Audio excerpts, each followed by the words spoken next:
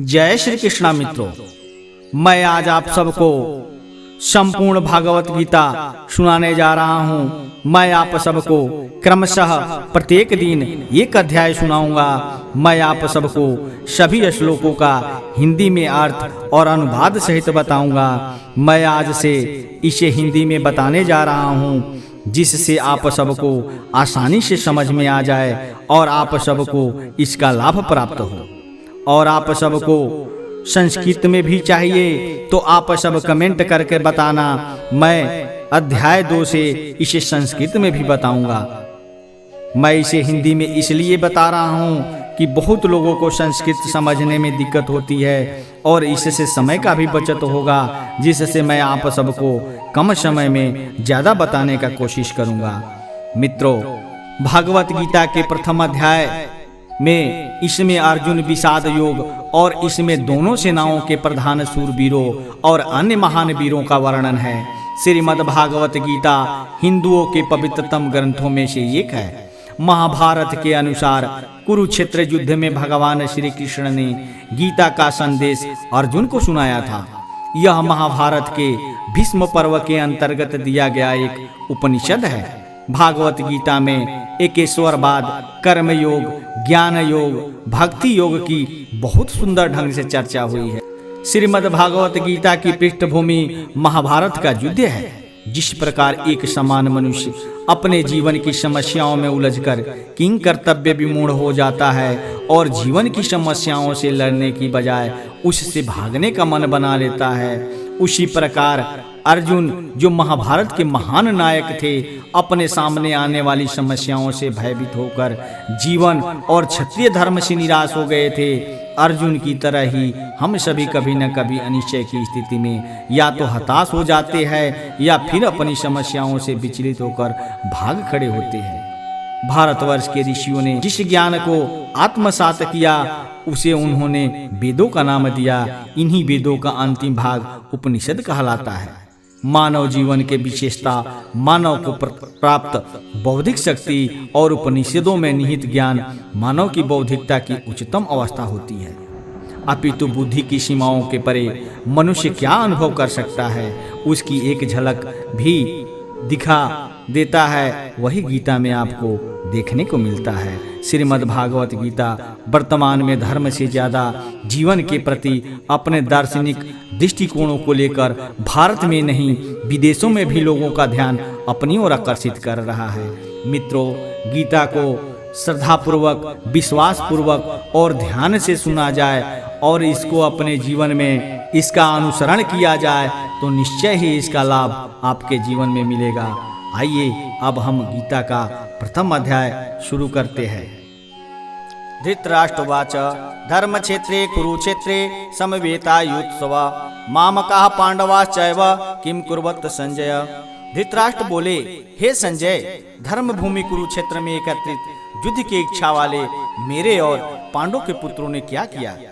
संजय बोले, हे राजन, दुर्योधन ने व्यूहरचना युक्त पांडवों की सेना को देखकर और द्रोणाचार्य के पास जाकर उनसे वार्तालाप कर रहे हैं। हे आचार्य, आपके बुद्धिमान शिष्य द्रुपद पुत्र धृष्टद्युम्न द्वारा व्यूहकार खड़ी की हुई पांडव पुत्रों की इस बड़ी सेना को देखिए। इस सेना में बड़े बड़े धनुष वाले तथा युद्ध में भीम और अर्जुन के समान शूरवीर सात्विक और विराट तथा महारथी राजा द्रुपद, धृष्टकेतु और चेकितान तथा बलवान काशीराज, पुरुजीत, कुंती भोज और मनुष्यों में श्रेष्ठ शैव्य, पराक्रमी युद्धमान्यु तथा बलवान उत्तमौजा, सुभद्रा पुत्र अभिमन्यु एवं द्रौपदी के 5 पुत्र, ये सभी महारथी हैं। हे ब्राह्मण श्रेष्ठ, अपने पक्ष में भी जो प्रधान है उनको आप समझ लीजिए। आपकी जानकारी के लिए मेरी सेना के जो सेनापति है उनको मैं आपको बतलाता हूँ। आप द्रोणाचार्य और पितामह भीष्म तथा कर्ण और संग्राम विजयी कृपाचार्य तथा वैसे ही अश्वत्थामा, विकर्ण और सोमदत्त का पुत्र भूरिश्रवा है। और मैं भी मेरे लिए जीवन की आशा त्याग देने वाले बहुत से शूरवीर, अनेक प्रकार के शस्त्रों से सुसज्जित और सब के सब युद्ध में चतुर है।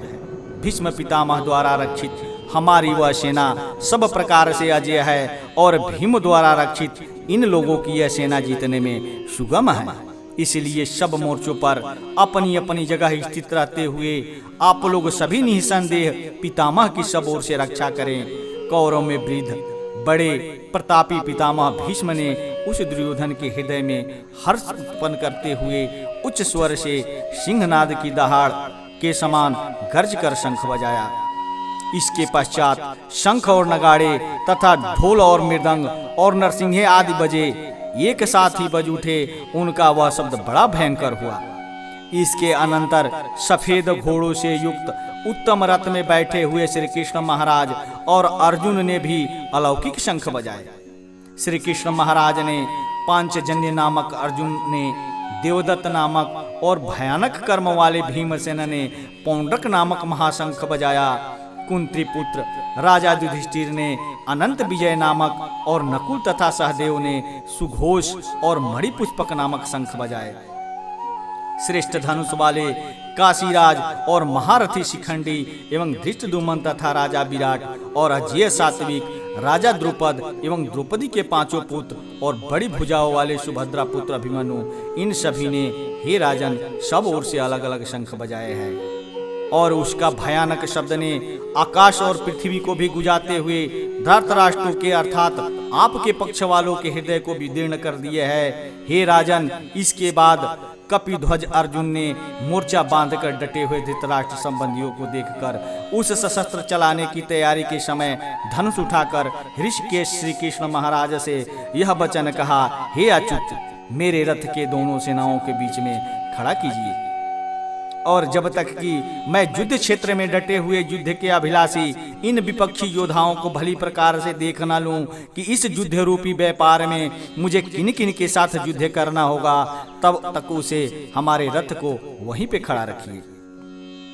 दुर्बुद्धि दुर्योधन का युद्ध में हित चाहने वाले जो ये राजा लोग इस सेना में आए हैं, इन युद्ध करने वाले को मैं देखूंगा। संजय बोले, हे धृतराष्ट्र, अर्जुन द्वारा कहे अनुसार महाराजा कृष्णचंद्र ने दोनों सेनाओं के बीच में भीष्म और द्रोणाचार्य के सामने तथा संपूर्ण राजाओं के सामने उत्तम रथ को खड़ा कर इस प्रकार कहा कि हे पार्थ, युद्ध के लिए जुटे हुए इन कौरवों को देख। इसके बाद पृथा पुत्र अर्जुन ने उन दोनों ही सेनाओं में स्थित ताऊ, चाचों को, दादों को, परदादों को, गुरुओं को, मामाओं को, भाइयों को, पुत्रों को, पौत्रों को तथा मित्रों को, ससुरों को और सुहृदों को भी देखा। उन उपस्थित संपूर्ण बंधुओं को देखकर वे कुंती पुत्र अर्जुन अत्यंत करुणा से युक्त होकर सुख करते हुए बोले, हे कृष्ण, युद्ध क्षेत्र में डटे हुए युद्ध के अभिलाषी इस स्वजन समुदाय को देखकर मेरे अंग शिथिल हुए जा रहे हैं और मुख सूखा जा रहा है तथा मेरे शरीर में कंपन एवं रोमांच हो रहा है। हाथ में गांडीव धनुष गिर रहा है और त्वचा भी बहुत जल रही है तथा मेरा मन भ्रमित सा हो रहा है, इसलिए मैं खड़ा रहने को भी समर्थ नहीं हूँ। हे केशव, मैं लक्षणों को भी विपरीत ही देख रहा हूँ तथा युद्ध में स्वजन समुदाय को मारकर कल्याण भी नहीं देखता। हे कृष्ण, मैं ना तो विजय चाहता हूँ और न राज्य तथा सुखों को ही। हे गोविंद, हमें ऐसे राज्य से क्या प्रयोजन है अथवा ऐसे भोगों से और जीवन से भी क्या लाभ है। हमें जिनके लिए राज्य भोग सुखादि अभिष्ट है, वे ही सब धन और जीवन की आशा को त्याग कर युद्ध में खड़े हुए हैं। गुरुजन, ताऊ, चाचे, लड़के और उसी प्रकार दादे, मामे, ससुर, पौत, साले तथा और भी संबंधी लोग हैं। हे मधुसूदन, मुझे मारने पर भी अथवा तीनों लोकों के राज्य के लिए भी मैं इन सब को मारना नहीं चाहता। फिर पृथ्वी के लिए तो कहना ही क्या है। हे जनार्दन, धृतराष्ट्र के पुत्रों को मारकर हमें क्या प्रसन्नता होगी। इन आतताइयों को मारकर तो हमें पाप ही लगेगा। अतएव हे माधव, अपने ही बांधव धृतराष्ट्र के पुत्रों को मारने के लिए हम योग्य नहीं हैं, क्योंकि अपने ही कुटुंब को मारकर हम कैसे सुखी होंगे। यद्यपि लोभ के भ्रष्ट चित्त हुए ये लोग कुल के नाश से उत्पन्न दोष को और मित्रों से विरोध करने में पाप को नहीं देखते, तो भी हे जनार्दन, कुल के नाश से उत्पन्न दोष को जानने वाले हम लोगों को इस पाप से हटने के लिए क्यों नहीं विचार करना चाहिए। कुल के नाश से सनातन कुल धर्म नष्ट हो जाते हैं तथा धर्म का नाश हो जाने पर संपूर्ण कुल में पाप भी बहुत फैल जाता है। हे कृष्ण, पाप के अधिक बढ़ जाने से कुल की स्त्रियां अत्यंत दूषित हो जाती है और हे वैष्णव, स्त्रियों को दूषित हो जाने पर वर्ण संकर उत्पन्न होता है। वर्ण संकर कुल घातियों को और कुल को नरक में ले जाने के लिए ही होता है। लुप्त हुई पिंड और जल की क्रिया वाले अर्थात श्राद्ध और तर्पण से वंचित इनके पुत्र लोग भी अधोगति की प्राप्ति होती है। इन वर्ण संकर दोषों से कुल घातियों के सनातन कुल धर्म और जाति धर्म नष्ट हो जाते हैं।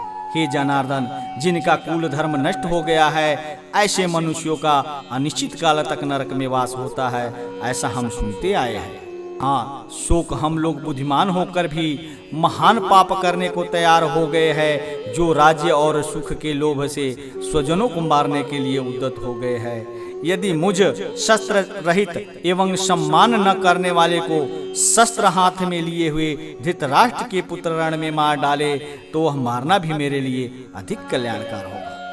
संजय बोले, रणभूमि में शोक से उद्विग्न मन वाले अर्जुन इस प्रकार कहकर बाण सहित धनुष को त्याग कर रथ के पिछले भाग में बैठ गए हैं। मित्रों, यह जानकारी आपको कैसी लगी? अगर यह जानकारी आपको अच्छी लगी हो तो प्लीज़ चैनल पर अगर नए हैं तो प्लीज़ चैनल को सब्सक्राइब कर लेना और एक लाइक कर देना। मैं इसके अगले भाग रेगुलर बेस पर लेकर आता रहूँगा। इसके अगले भाग में बहुत ही अच्छी जानकारियाँ आपको मिलेगी और बहुत सारे चीज़ें आपको सीखने को मिलेगा। मित्रों, तब तक के लिए इतना ही। धन्यवाद।